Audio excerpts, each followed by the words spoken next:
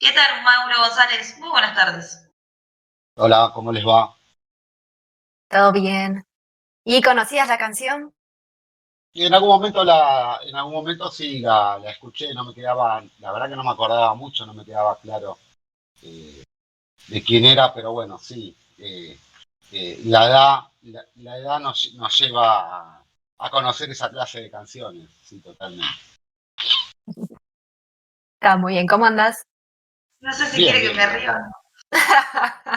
va a hacer lo que quieras, bueno, ya no podemos hacer más nada, es la realidad. Ay, no me digas, Mauro, no me hables de los años que nada, viste, yo cumplí años hace poco y tremendo, tremendo, dejémonos de Y hinchar. tener 29 años debe ser tremendo, Ay, pero es me que no, imagino. no siguen todo el tiempo, o sea, envejecemos todos al mismo tiempo, ¿entendés? Durísimo. Hay algunos que envejecemos más que otros, pero bueno. Y bueno, porque hay algunos que viven más intenso que otros también. Sí, pero bueno, mira, justamente de lo que estás hablando de vivir intenso, vamos a hablar de una ciudad china, donde el promedio de edad de los aldeanos era de 20 años, o sea que vos ya estarías muerta hacía 9, por lo menos. Y ¡Oh! yo, y yo hace 3 décadas más o menos. Exagerado. Bueno, vos sabés que esta aldea de origen chino se llama Yansao. Y vos sabés que a esta gente la naturaleza le infunde un miedo por ser impredecible, más cuando vivís de la naturaleza. Alrededor de hace 3.300 años, la gente, por esta situación que le infundía miedo, llevó a cabo un rito. Saber cuándo llovería, porque era una aldea que vivía de todo lo que era la vegetación, el agro. Eh, el registro de este evento quedó grabado en la parte interna de la caparazón de una tortuga. Era deber del emperador leer la caparazón e interpretar el significado. Ya después vamos a explicar de qué manera. Finalmente la lluvia en su momento llegó, 10 días después, ¿no? Lo que caracterizaba a esta civilización, entre las tantas cosas que vamos a decir, yo calculo que en esa época todas las civilizaciones, todas las aldeas vivían 20 años, 20 y pico de años como mucho. No sería eso. Una de las cosas que caracterizaba a Yan Sao eran los huesos oraculares. Son una característica de esta civilización. Hace alrededor de 3.000 años esta legendaria civilización que estaba justo al lado del río Amarillo, cerca de lo que es hoy Yangtze, que es una provincia china de Kumha. Y tenía una elevación de 1.000 metros sobre el nivel del mar y vivían en unas cuevas llamadas Yaodo. Eran unas casas muy antiguas de esta primitiva polis, si podríamos llamar de alguna manera, sin las características de las polis que conocemos, ¿no? Estaban en la colina o meseta de Loess.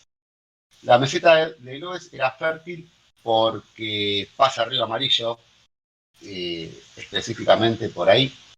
Y como ya dijimos, era una cultura agrícola.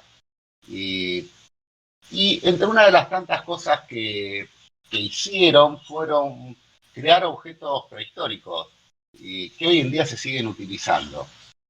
Fueron los primeros humanos en comer semillas hervidas al vapor. Por ende, tuvieron que crear lo que sería hoy en día la vaporera. Con estas vaporeras cocinaban. La principal comida que tenían venía de la tierra, que era el mijo. Era una aldea con cementerios y por lo que ya dijimos, que vivían 20 años más o menos los habitantes, era promedio de edad. Otra de las características, eh, los hombres y mujeres eran enterrados por separado. Era una sociedad matriarcal. Acá te hubiese encantado vivir acá, mandaban las mujeres. Eh, los hombres de las diferentes aldeas cercanas acompañaban a sus mujeres a la noche para que copulen con otra clase de ciudadanos.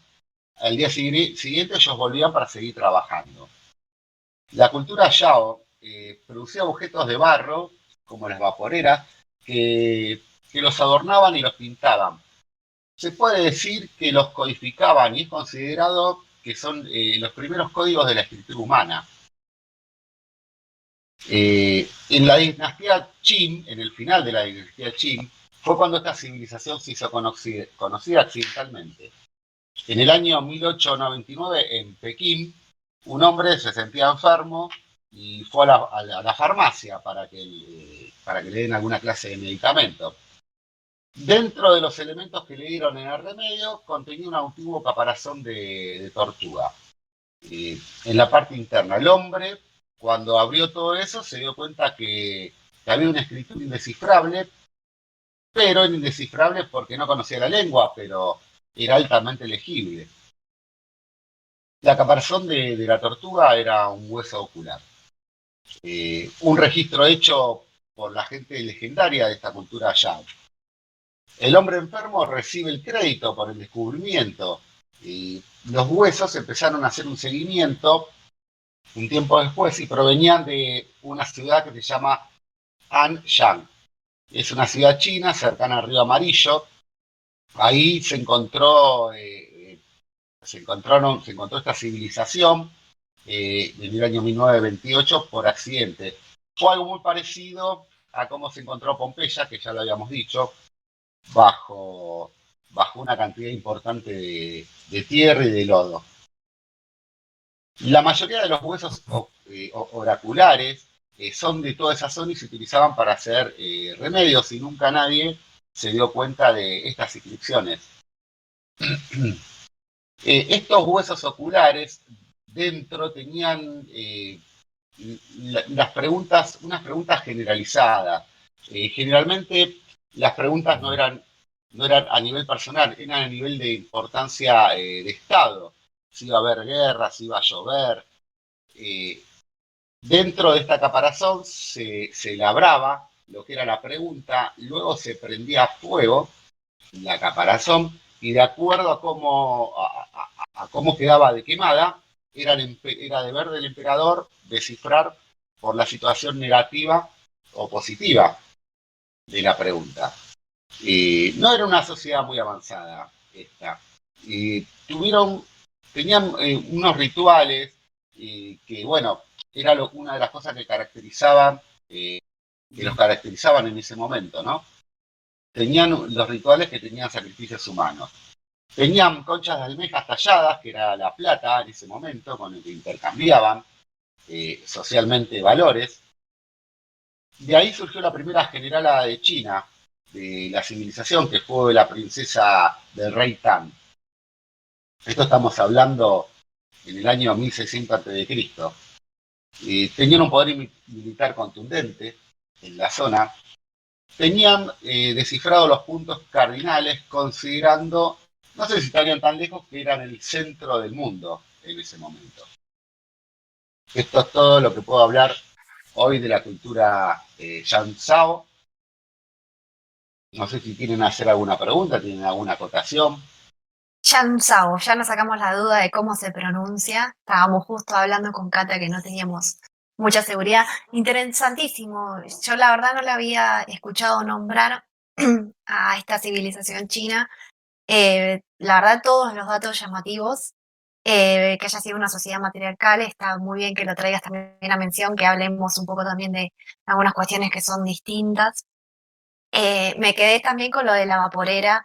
Me parece increíble cómo después de tantos años se siguen usando el mismo sistema, entiendo yo. Imagino que debemos usar nosotros porque están las vaporeras, las chinas, que son unos artefactos muy simples de uso, que a mí me encanta, que soy fanática de la verdura hecha al vapor, me encanta. Increíble, la verdad. Me llamó la atención eso. Y la expectativa de vida de 20 años, coincido con vos, Mauro. Entiendo que para la época era lo común vivir hasta esa edad. Sí, bueno, en el caso, por ejemplo, de las vaporeras, yo calculo que en esa situación estaban hechas con una especie de componente de arcilla. No nos olvidemos que la cultura que tenemos nosotros gastronómica nos lleva, sobre todo la cultura del norte, calculo, nos lleva a tener los platos más exquisitos en lo que tiene que ver con vasijas de esa clase de tierra, ¿no? Por ejemplo, no es lo mismo hacer el locro en una olla común y corriente que en una olla de arcilla. Uno de los tantos casos, ¿no? No, obvio, como esa gente que te quiere dar mate en mate, bueno, ahora no te puede dar nadie mate, ¿no? Cabe sacar COVID time, pero antes, esa gente que toma ese matecito chiquito de metal, qué mal que me cae esa gente. En esa estoy de acuerdo, es verdad, esos mates chiquititos. Ese mate pequeño que no, y además que se lava en 2 minutos, porque claro, es todo de metal, obvio, digo. Coincido en que también el elemento en que uno cocina tiene, o sea, le da una impronta y seguramente gusta. Por ahí tendríamos que algún día llamarlo al chef de nuestra asociación, a ver si nos puede dar una mano un poco en cómo incide realmente la textura de los materiales en la ejecución de las cocciones. Exactamente, mira, si no le damos tarea a Gian, le damos tarea a alguna otra persona. Acá las maestras ciruelas siempre están para darle tarea a alguien.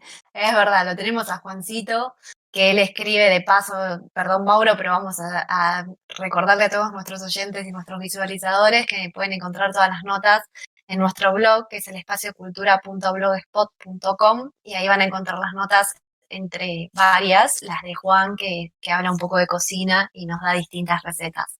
Así que es una buena pregunta para hacerle y es como decís vos, Mauro, debe influir mucho también en el sabor de la comida. Sí, sí. Por una situación de convicción he probado varias comidas hechas en diferentes recipientes y les puedo asegurar que sí. Por experiencia personal, de cocinar y de probar. Les mando un saludo, chicas.